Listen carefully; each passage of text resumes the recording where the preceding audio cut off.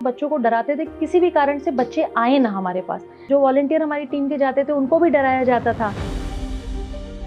छोटे बच्चे ये भी कहते थे कि दीदी आप हमें पढ़ाती हैं तो आप हमें हिंदू बना देंगी। मेरा ये सपना है कि हर बच्चा, भारत की हर महिला शिक्षित रहे, अपने पैरों पे रहे और किसी पे आश्रित ना रहे।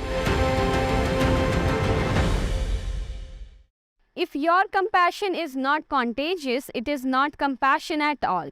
Today we have with us a woman who has broken barriers, shattered stereotype and devoted her entire life in the welfare of the poor. Preeti Pandey, who has left her privileged job and a big salary, now runs Dulari Devi Foundation, which aims to educate and empower as many poor as she can. Listen to her story in her own words.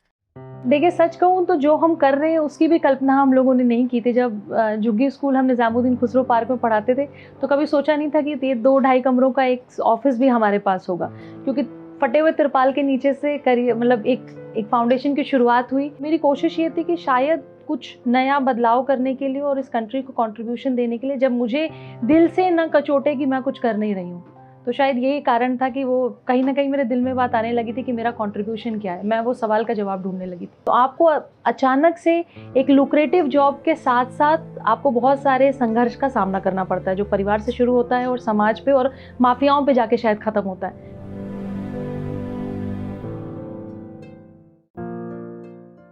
ऐसी ऐसी चीज़ें बताई जाती थी और ऐसी ऐसी चीज़ें तो बच्चों को डराते थे कि किसी भी कारण से बच्चे आए ना हमारे पास।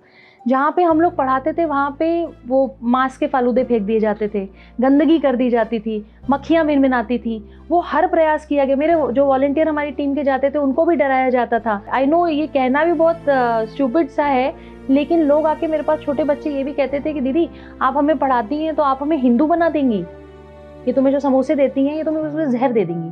तो उनको इस तरह से भड़काया जाता था कि हम लोग उनके धर्म के साथ कोई खिलवाड़ कर देंगे या उनको हम हिंदू बना देंगे।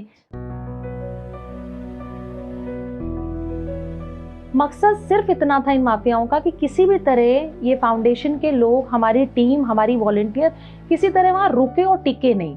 लेकिन लकीली आप इसको कहेंगे कि शायद भारत माता का ये आशीर्वाद था, दुर्गा माँ का आशीर्वाद था कि हम वहाँ डटे रहे, हम वहाँ टिके रहे। और जो टीम बनी है और पिछले 10 सालों से वो टीम, वही टीम के साथ हम डेडिकेटली झुग्गी स्कूल्स में काम कर रहे हैं। जब हमने झुग्गी स्कूल में पढ़ाना शुरू किया तो वहाँ से सीखा हमने कि जिसका पेट खाली होता है, जिसके पेट में अन्न नहीं है, उसको पढ़ाई नहीं अच्छी लगेगी। ये कहना बड़ा आसान है कि पढ़ लो,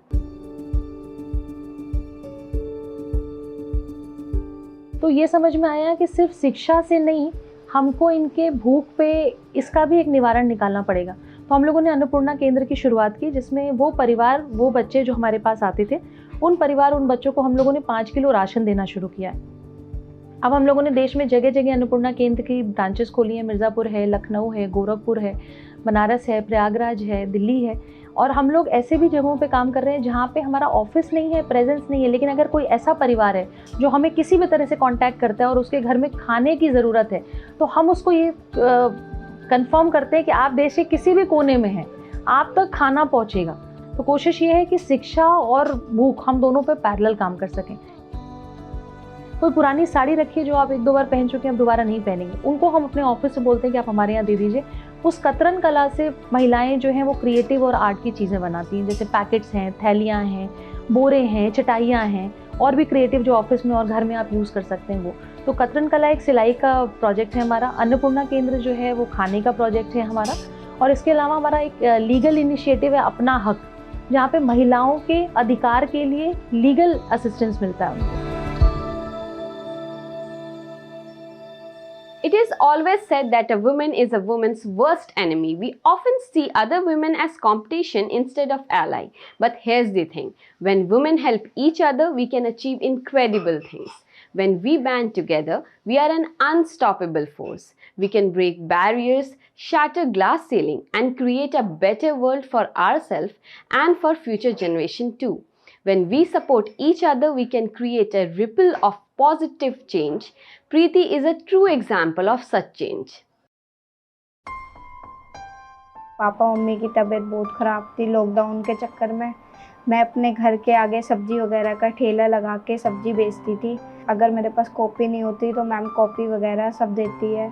कुछ कपड़े नहीं होते तो मैम कपड़े वगैरह, जो चीज़ मैं मांगती हूँ मैम देती है। मैं अपनी बच्ची को लेके काम पे जाती थी तो बहुत परेशानी होती थी, इधर उधर लेके जहाँ भी काम होता था लेके जाना पड़ता था। अब यहाँ इतनी सुविधा हमको मिल गई कि बच्चा यहाँ आराम से रहता भी है, सेफ भी है और पढ़ाई भी करते हैं। और बहुत मतलब कि बहुत जो भी हेल्प की ज़रूरत होती मैं मैम को बोलती हूँ, मैम हेल्प करती हूँ। दीदी ने मेरी हेल्प की कि तुम टेंशन मत लो, हम तुम्हारी बेटी को पढ़ाएंगे। तब उन्होंने 2 साल की फ़ीस मेरी बेटी की भरी, वैन का खर्चा भी वही दे रही हैं, ड्रेस वगैरह बुक्स वगैरह सब खर्चा उन्होंने ही दिया मुझे। राइट टू एजुकेशन तो हम लोग कहते हैं, लेकिन आज भी बहुत सारे स्कूलों में, बहुत सारे जगहों पे महिलाओं को, बच्चों को वो अधिकार नहीं मिलते। तो मेरा ये सपना है कि पहले तो हमारे बच्चे, महिलाएं जो हैं उनको उनके अधिकार पता होने चाहिए और उनको अपने अधिकारों का प्रयोग कैसे करना है ये भी उनको पता होना चाहिए। और एक समय ऐसा होना चाहिए कि देश का, भारत की हर बेटी, भारत का हर बच्चा, भारत की हर महिला शिक्षित रहे, अपने पैरों पे रहे और किसी पे आश्रित ना रहे।